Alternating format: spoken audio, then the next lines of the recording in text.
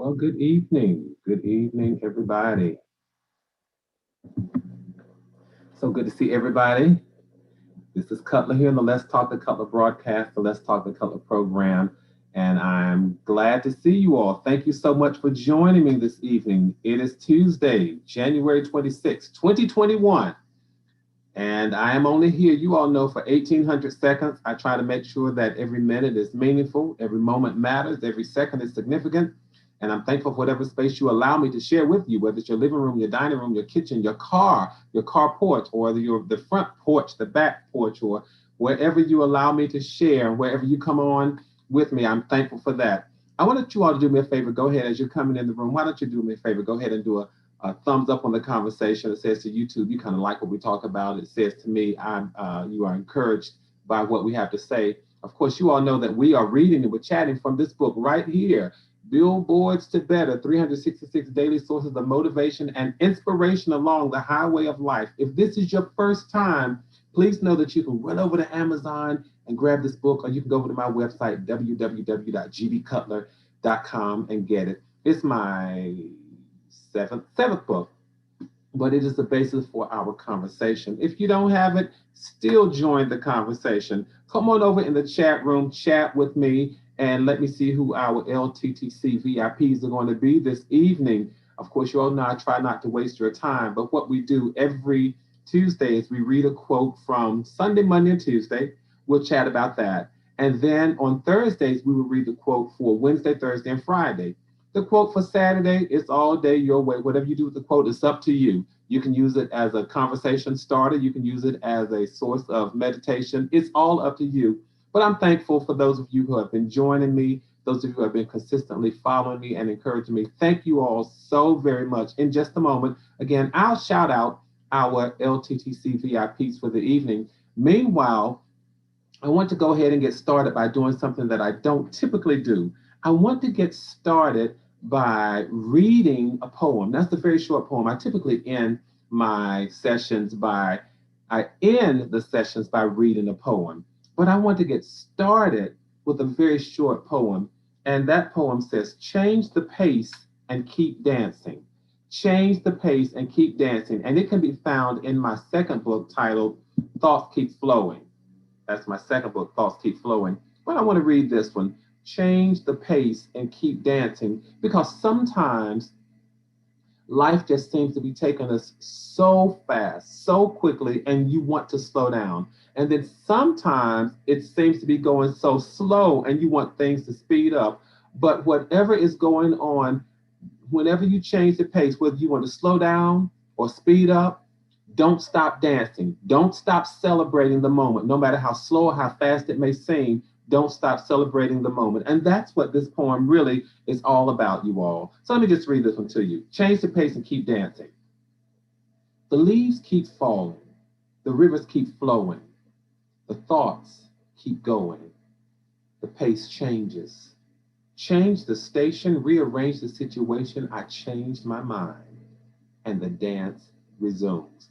I just wanted to open with that this evening, you all, and just say, hey, change the pace, but keep dancing. No matter what hand life is dealing you and sharing with you and giving you, play it. You may not win every particular hand, but you won't lose every book. All right, so we're going to go ahead and get started. We're going to read our quote for January 24th. We'll pick up there. And again, as you're coming in, please go ahead and like on the conversation. If you haven't done so, make sure that you subscribe. And once you subscribe, ring that bell, or because the bell says it lets you know whenever I'm live or whenever I've uploaded new content. All right, I'm going to go ahead and read the quote as you all make your way on over into the chat room with me. The quote for January 24th says this, and it is an interesting quote. I have to say that. I find many of these quotes interesting. I think I say that for most of them, don't I?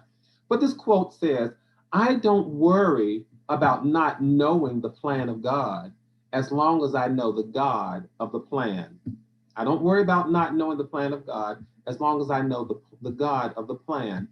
And every now and then, you all, I'm reminded about what trust really is. Trust is having what I call full faith and confidence in the capabilities of somebody or something. Trust is being persuaded that someone that someone who has a what I call a fiduciary responsibility for you, that they are not going to fail you. That's what trust is. Trust says you can blindfold me, take me by my hand, and I'll still follow you. Trust says you can invite me over for dinner, and no matter what it is, I'm going to eat it because you prepared it for me. That's trust. Trust says if you ask me to lend you money, I'm going to give it to you with no reservation, no doubt as to whether or not I'm going to get it back. That's trust. And then trust says, I may not know how to swim. Trust says, if I don't know how to swim, I'll go in 6 feet of water if you offer to teach me. Another example, you all may not necessarily like this one, but trust says, it's easier, it is easier for me to forgive what your hand did or what your mouth said when I know what your heart intended. That's trust, you all. Trust says it's easier for me to forgive what your hand did or your mouth said when I know what your heart intended. Do you all know that our interactions with each other are in our interactions with each other, y'all, we miss the mark. I know I have. In my interactions, in my course of dealing with people, I have sometimes missed the mark. But when it's done by mistake, it's easier to forgive. It is so much easier to forgive when it's done by mistake. When we know that people's intentions are pure, but the execution was poor, it's easier to forgive. I don't know about you all, but I've been in that circumstance so many times when my execution wasn't the best in the world. My execution wasn't the best in the world, but my motive was genuine. My motive was pure. And I've had that reciprocated. Sometimes what people have done or said may not have been the best execution of a principle, but I knew that their motives were pure. It's easier to forgive when there's trust. So trust also says, I never need to see one word of the plan as long as I know that you wrote it. Trust says, I know enough about you and what you think about me. I know that. We're talking about the God of the plan. Trust says to the God of the plan, I know what you think about me. I don't necessarily know every single word in your plan, but I know what your heart is toward me. And I know that the plan that you have developed, that you have written, that you created, I know it's complete. And I know it's designed so that everything that I'm going through works together for my good.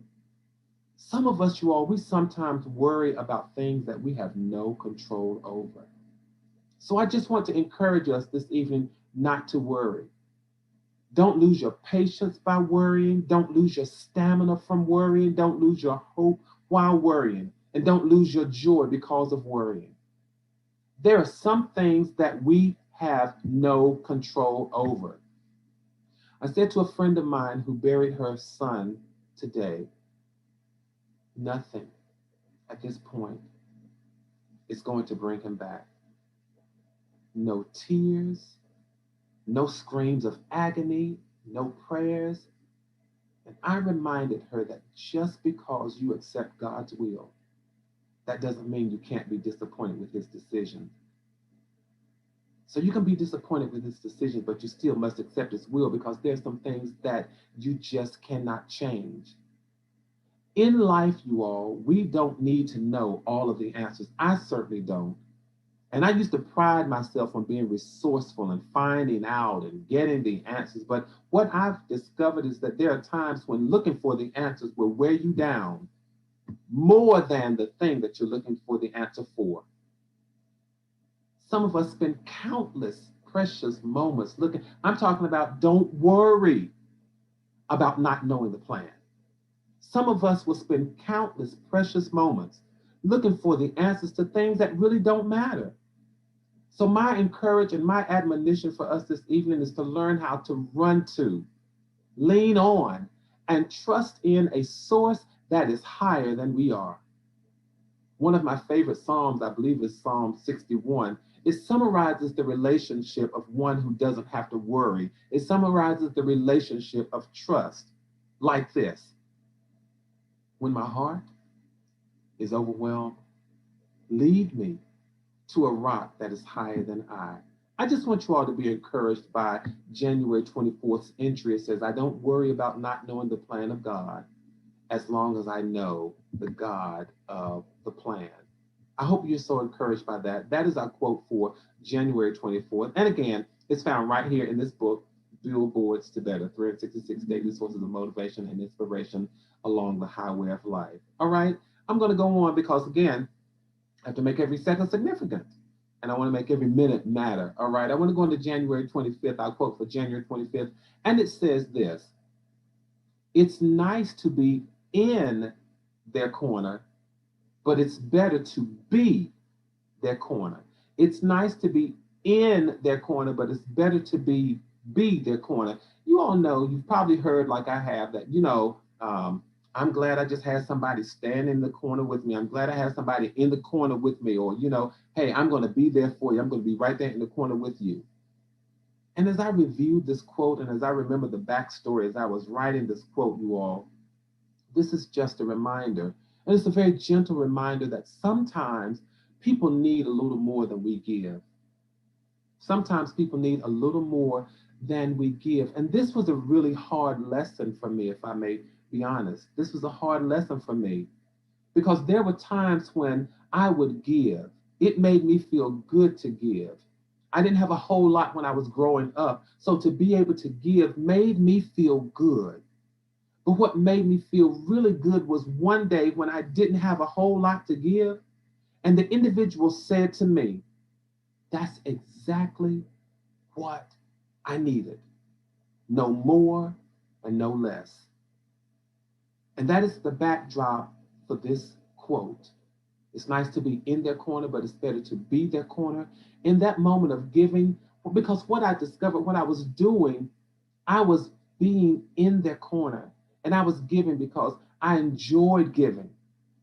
But when I discovered that I had given just exactly what this individual needed, it made me appreciate life just a little bit more.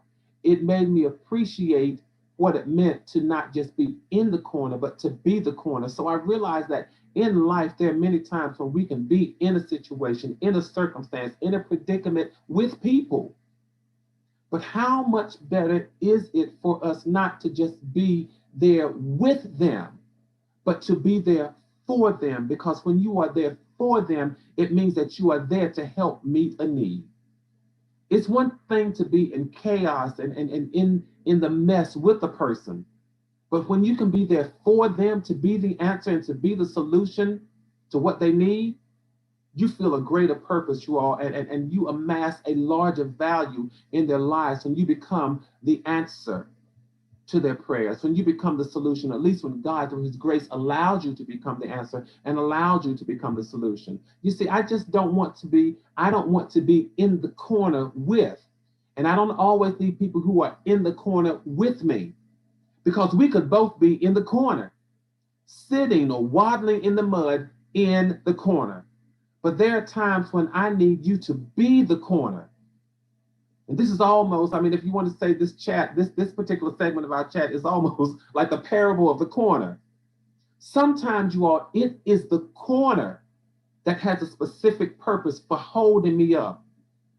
And not just on one side, but you all know the corner holds you up from both sides and sometimes even under your feet. It's important to be the corner, just don't be in the corner. The corner has a specific purpose of not letting me fall, a specific purpose of reminding me to stand tall and hold my head up. Sometimes it is the corner that reminds me that I've gone as far as I can go, and if I want to see something different, I've got to bounce back from this situation. It may be a hard lesson, but sometimes that's what the corner reminds me of. Sometimes it's dark in the corner. It's dark in the corner, you all. But there, the corner teaches us how to stand tall, even in a dark situation. I've learned, even in corners, in dark situations, still how to stand tall. Sometimes the corner reminds me, when I grew up, I used to watch wrestling. And sometimes the corner reminds me that when the fight gets too great, I can always tag a partner and let him fight for me. Let's learn how to be the corner, you all. The greatest strength of a house or a building is not necessarily the beauty of a room or the aesthetics of a house, but the strength, the greatest strength in a building is found in its corners. They stand silently while people adore and admire everything around them and everything between them.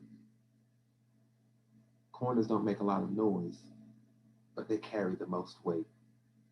Let's learn to be corners for people. And let's learn not only to be the corner, let's learn not only to be in the corner, but to be the corner. And I believe that while we are being the corner for somebody else, God has a way of allowing someone else to be the corner for us. I really believe it with all of my heart. That is our quote for January 25th. Not a very long one, but it packs a powerful punch. Be the corner. Don't make a lot of noise, but carry a lot of weight. All right, let's go into January 26th, y'all, because again, I told you, I don't want to waste your time. I want to make sure that every second is significant. So however long we're here, we're going to make it matter. All right, I want to go into the quote for January 26th. I think the quote for January 26th, I chuckle about it, and I'm trying to come up with a good backstory for you, and I want to make it make sense. So let me just go ahead and read the quote for January 26th, and then we'll come back and we'll talk about what it means. All right. And again, thank you all so much for allowing me to share this space with you. Wherever it is that you allow me to share, I'm appreciative and I'm thankful. All right. So let's go into our quote for January the 26th, which is actually today's date. So then it says, sometimes struggles last a long time so that you can get a good look at what God is carrying you through. I'll read it again. Sometimes struggles last a long time so that you can get a good look at what God is carrying you through. So yeah, it is true. I'm chuckling here because I'm trying to consider how to make this point and to tell the backstory here. And my example, I'm going to admit, my example may be a little disgusting, you all, but I think some people might be able to identify with a couple of these examples that come to mind, okay?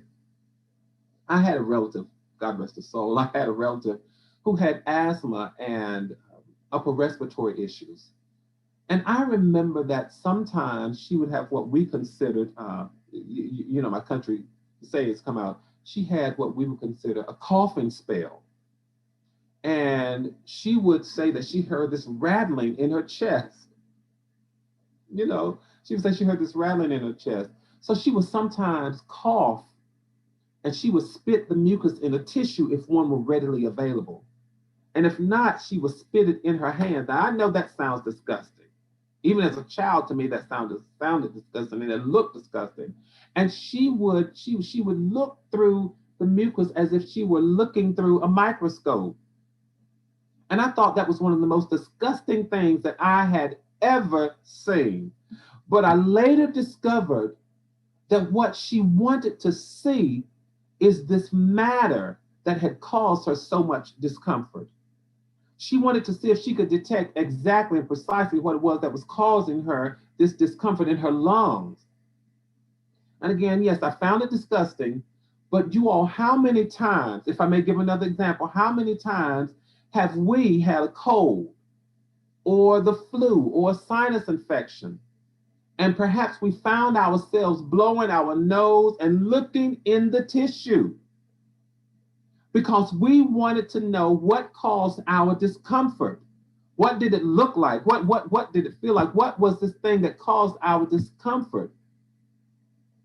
Or maybe some of us know people who have had surgery and have had something removed, and they wanted to see the thing that they had removed, whether it was a pulled tooth or whether it was a bone spur.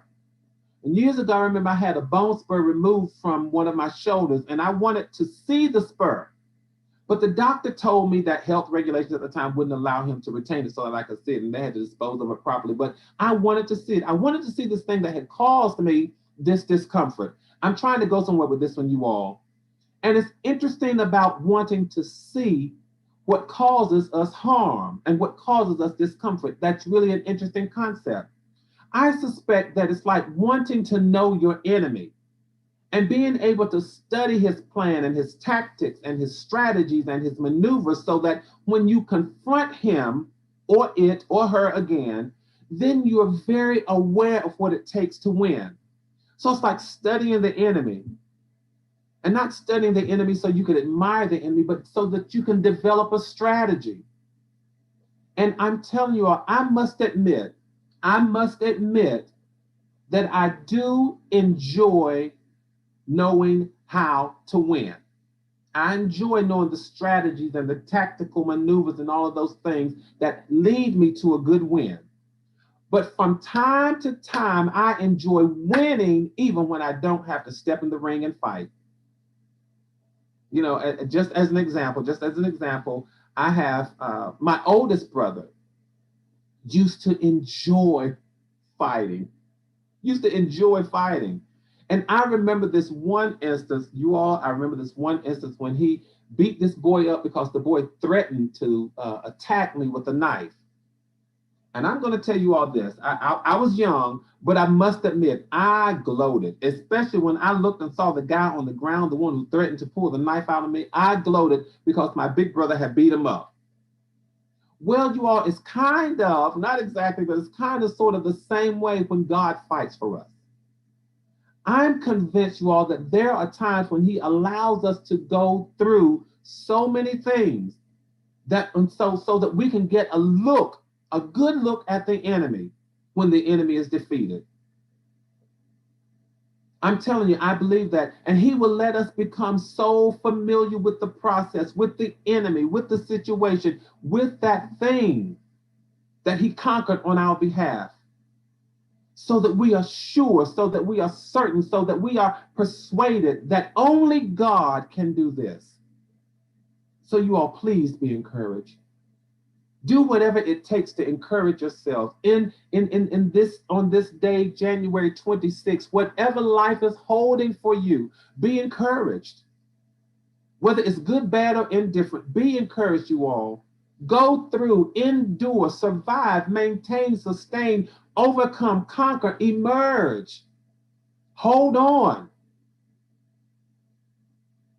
And know that your journey was planned by God. And the same God who planned your journey also planned your victory.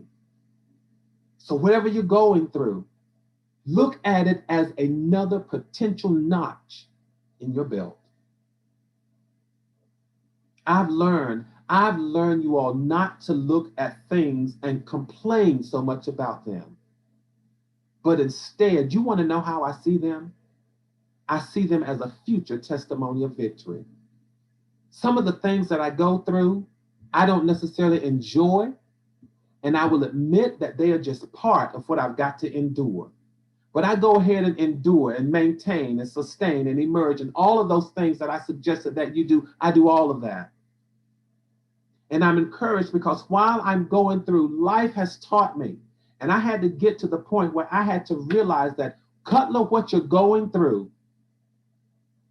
there is a plan for you to go through, and there's a plan for you to remain victorious. And some of the reasons some things last so long is so that you can get a good look at what you're going through, so that one day you'll look back at it and you'll gloat and you'll win and you'll do like the little children used to do, nah, nah, nah, nah, nah. God conquered you for me. And it just teaches you that when you encounter something else, that surely just as there was a plan for you to be victorious over that, here comes another opportunity for you to be victorious over this. So I want to share with you all this evening. I want to remind us, struggles do last long. Struggles do make us endure. They make us sustain. They make us maintain. They make us hold on. But one day we emerge from the ashes of the struggle. And we look back and we see that it was the struggle that made us not only a conqueror, but made us more than a conqueror. Reminds us that surely God can do anything. All right? Gives us a good look at what he carried us through. And for some of us, he's carrying us through things now. And I believe that's just the beauty of his grace. Because I said to some friends and said to some people earlier today that grace, God's grace, carries us through things when we sometimes don't have the strength to carry ourselves. I want to thank you all for sharing this space and this time, these 1800 seconds. So remember that. Remember also that it's nice to be in their corner, but sometimes it's also better to be the corner. Remember, the corner is where people are held up from both sides. The corner is where people come to the end and they realize that things will change. The corner is we learn where we can stand strong even in a dark situation. Be a corner. Corner is a place where we are sometimes reminded that when we get tired of fighting, we can tag and have a friend come in and fight for us. Let's learn to be the corner. And then we opened this session by talking about I don't have to worry about not knowing the plan of God as long as I know the God of the plan. I don't need to know everything. I don't need to know all the details because what I learned how to do instead of knowing, instead of learning, instead of knowing, I trust. Trust. I've learned to trust. Trust is the factor that says, remember, even if I'm blind and you blindfold me and you take my hand, I'll still follow just because I trust you. There's something beautiful about being able to trust. And there's something even more wonderful, you all, about being trusted. All right. So then, I want to thank you all for this time spent, these 1800 seconds. I'll chit chat from billboards to better. I want to close by reading yet another poem.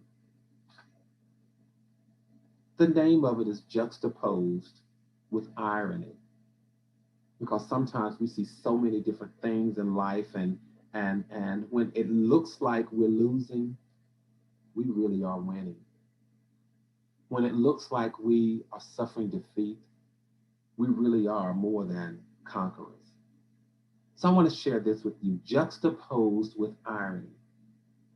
Last night I bathed in a cataclysmic crevice of icy fire, where I saw a child who told me about life and truth and all that represents reality.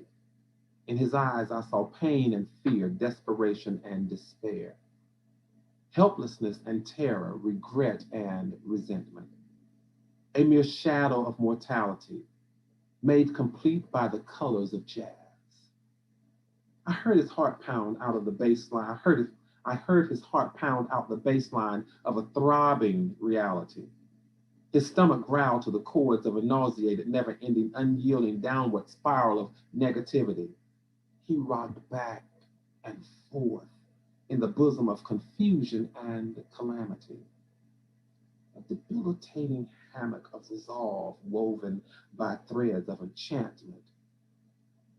He nestled beside me, and I basked in the nostalgia of who he would become. And he took comfort in whom I once was. He had no future without my past. So together we traversed the corridors of irony and found refuge in this cataclysmic crevice of icy fire. I want to thank you all for allowing me to share this space. Please make sure that you share this channel, share this program, share this broadcast, and make sure that you meet me here at this time Thursday, when we'll read 3 more chats, 3 more quotes, we'll chat about them, and we'll catch up. Until next time, you all, make sure that you share this space, share this page rather with other people. But until then, let's keep on doing what we do, building community, maintaining connectivity. Stay safe, stay sane, keep your heads up, and more important, you all keep your hopes up. Until Thursday, I'll see you all. Good night.